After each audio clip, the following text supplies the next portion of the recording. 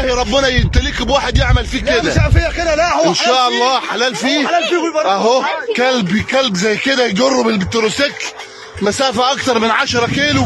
حرام عليك اتقي الله. بس عشان تعرفوا بس ان انت لما تفكر في يوم من الايام تأذي مخلوق زي ده، لازم تفكر 1000 مرة ان المخلوق ده بيحس، بيتألم، بيخاف من الموت، بيتعذب على مدار ايام وشهور وسنين، وممكن يكمل بقية حياته بعاهة مستديمة زي عينه اللي كانت هتروح دي، ولكن الحمد لله رب العالمين.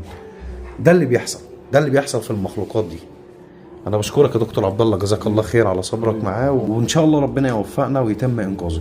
انا اول مرة انزل الحالة كده على وضعها، بس انا عايز اوريكم المعاناة اللي بيعانيها المسكين ده. في هنا صابع مكسور، وهنا كمان في واحد مكسور، وهنا في واحد مكسور، العظم مكسور. كل الاطراف دي كلها العظم فيها باين، يعني كل المتغطي دوت انت مش عايز. اي كل اللي متغطي لا مش هنزل ايه تاني قدام برضه الحمد لله. وكل الاماكن المتغطيه دي العظم فيها ظاهر. هنا فوق حاجات خفيفه خالص. جزاك الله خير يا دكتور عبد الله.